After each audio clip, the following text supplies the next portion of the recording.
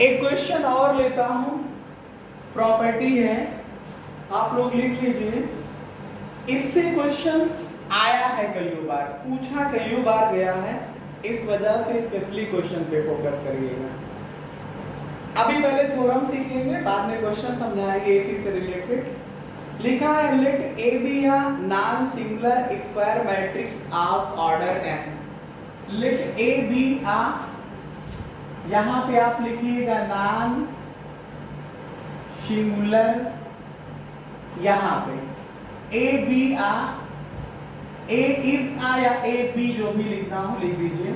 Uh non singular A B आ, यहां पे लिखिएगा स्पेस जो बच रहा है, non singular square matrix of order n।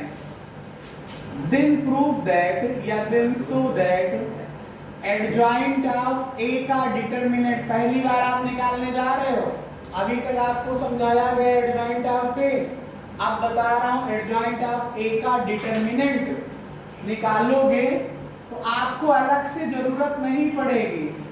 ए की पावर, डिटरमिनेंट ऑफ ए की पावर n माइनस 1 आ जाएगा, डिटरमिनेंट ऑफ ए की पावर n माइनस 1 आ जाएगा। देखिए कैसे आएगा, इसको सॉल्व किया जाए, इसका सॉल्यूशन समझिए।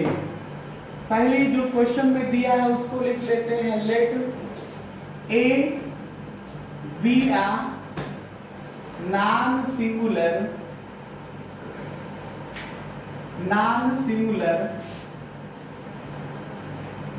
Square matrix of order n cross n लिख दो चाहे n लिख दो। वैसे जब स्क्वायर मैट्रिक्स लिखते हो तो n क्रॉस n लिखने की जरूरत नहीं है, क्योंकि स्क्वायर मैट्रिक्स का मतलब ही होता है जितनी रो है उतने ही कॉलम होंगे जाकर के, तो n लिखो या n क्रॉस n लिखो। देन आपको पता है अगर ये नॉन सिंगुलर मैट्रिक्स है तो इसका डिटरमिनेंट जो है वो 0 के इक्वल नहीं होगा। नॉन सिंगुलर की डेफिनेशन ही यही है। अगर सिंगुलर होगा तो डिटरमिनेंट ए 0 के बराबर होगा, नॉन सिंगुलर है तो मतलब 0 के बराबर नहीं होगा। और अगर किसी का डिटरमिनेंट 0 ना हो तो इसका मतलब उसका इनवर्स एग्जिस्ट करता है, इसका मतलब ए इनवर्स एग्जिस्ट करेगा। तो तब देन आप इस बात को समझिए, मैंने आपको बताया है adjoint of A upon determinant of A की वैल्यू ए इनवर्स के इक्वल होती है। आप लोगों ने इसको पढ़ा है ए इनवर्स का फार्मूला। तो यहां से अगर आप देखेंगे adjoint of A is equal to determinant of A into A inverse होगा। अब ये तो स्केलर क्वांटिटी है, इसकी वैल्यू 2 4 6 8 10 कुछ भी हो सकती है। अगर इसमें से ए इनवर्स को मैं हटाना चाहूं तो इसको क्या लिख सकता हूं, ए से पूरे को मल्टीप्लाई कर दो तो आएगा A into adjoint of A is equal to, ये तो स्केलर 1 2 3 4 कुछ भी है, मल्टीप्लाई करोगे तो a इंटू ए इनवर्स हो जाएगा ये, और a into adjoint of a is equal to determinant of a। What is this? This is identity matrix. कितने ऑर्डर की है? n क्रॉस n ऑर्डर की है, तो आप इसे in लिख सकते हो। तो यहां से आप समझिएगा a into adjoint of a is equals to determinant of a into in matrix है n क्रॉस n ऑर्डर की। इसको समझिए, इसमें का मतलब हुआ कि n रो है n कॉलम है, पहली रो में 1 बाकी सब 0, दूसरी रो में पहला 0 फिर 1 बाकी सब 0, तीसरी रो में पहला 0 दूसरा 0 तीसरा 1 बाकी सब 0। ऐसे जब आप लास्ट रो लिखेंगे तो पहला 0 दूसरा 0 तीसरा 0, लास्ट में कितना आएगा? 1 आ जाएगा। जब यहाँ पे a से डिटरमिनेंट ऑफ a से मल्टीप्लाई करोगे तो मैंने आपको बताया है, क्या बताया है? मैंने आपको बताया है, क्या बताया? मैंने आपको बताया कि जब ये स्केलर है 1 2 3 4 5 कोई भी वैल्यू होगी, मैट्रिक्स में मल्टीप्लाई करोगे तो सब में मल्टीप्लाई करना पड़ेगा। तो डिटरमिनेंट ऑफ a से 1 में मल्टीप्लाई करोगे तो डिटरमिनेंट ऑफ a, 0 में मल्टीप्लाई करोगे तो 0 0 में 0 0 में 0, ऐसे करते 0। यही हाल इसमें भी होगा, तो ये आएगा 0 डिटरमिनेंट ऑफ a 0 0 जीरो, ऐसे जीरो जीरो जीरो, तीसरे पे डिटरमिनेंट ऑफ ए हो जाएगा, बाकी सब जीरो। ऐसे लास्ट में जब चलोगे अंतिम रो में तो जीरो जीरो जीरो जीरो, ऐसे लास्ट में डिटरमिनेंट ऑफ ए हो जाएगा। अगर यहीं से आप लिख लो कि a into adjoint of A into adjoint of A का डिटरमिनेंट, तो इसका डिटरमिनेंट अब लिखना पड़ेगा। इसी को मैट्रिक्स को डिटरमिनेंट में कन्वर्ट कर लोगे, क्या आएगा? Determinant of A zero zero, ऐसे ही जीरो, फिर zero, determinant of A zero, ऐसे जीरो लिखोगे, जीरो जीरो, फिर डिटरमिनेंट ऑफ ए, ऐसे लास्ट में जीरो। ऐसे करते हुए सभी रो को लिख लोगे।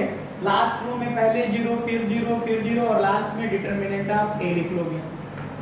अब आपको एक प्रॉपर्टी बता दूं आपको जानकारी के लिए, अगर ए और बी दो मैट्रिक्स हैं, इनका आप डिटरमिनेंट ले लो, पहले मल्टीप्लाई करो फिर डिटरमिनेंट ले लो, तो ये आता है डिटरमिनेंट ऑफ ए और डिटरमिनेंट ऑफ बी के मल्टीप्लिकेशन के ऊपर। इसी प्रॉपर्टी का अगर हम यहाँ पे यूज कर दें तो क्या आएगा?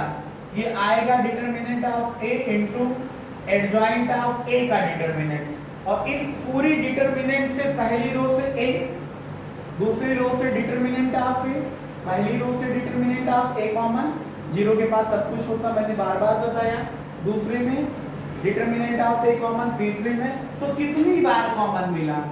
n बार कॉमन मिल जाएगा। पहली रो में ए, दूसरी रो में डिटरमिनेंट ऑफ ए, तीसरी रो में डिटरमिनेंट ऑफ ए, कितनी बार?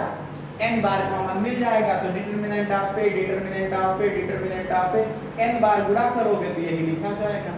आगे क्या बचेगा? डिटरमिनेंट ऑफ यहाँ कॉमन लोगे तो 1 0 0 एंड सो 1 0, फिर 0 0 0, फिर यहाँ पे 1, फिर 0, ऐसे 0 0 0, फिर 1, ऐसे 0, और ऐसे करते हुए लास्ट में 0 0 0 एंड सो 1 आ जाएगा।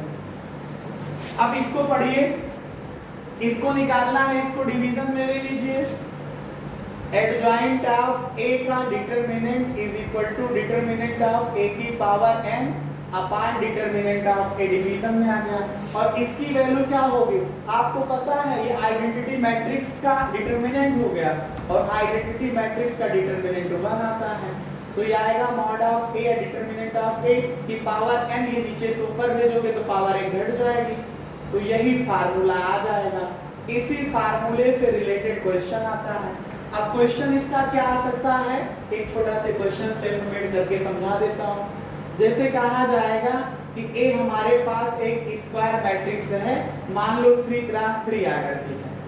कहा गया डिटरमिनेंट ऑफ ए की वैल्यू बेटा 5 है, तो बताओ एडजॉइंट ऑफ ए का डिटरमिनेंट। तो आधे से ज्यादा बच्चे कंफ्यूज हो जाते हैं, कहते हैं कि जब ए पता नहीं है तो उसका एडजॉइंट कैसे निकालें, और जब एडजॉइंट नहीं निकाल पाएंगे तो डिटरमिनेंट कैसे निकलेगा। लेकिन ये फार्मूला आपको इसको निकालने में मदद कर सकता है। हम जानते हैं एडजॉइंट ऑफ ए का determinant is equal to determinant of A की पावर n-1, तो एडजॉइंट ऑफ ए का determinant is equal to determinant of A कितना है 5 की पावर n कितना है 3 -1, तो ये आएगा 5 की पावर 2 मतलब 25 आ जाएगा। तो बगैर एडजॉइंट निकाले भी अगर ए का डिटरमिनेंट पता है तो एडजॉइंट ऑफ ए का डिटरमिनेंट निकाला जा सकता है।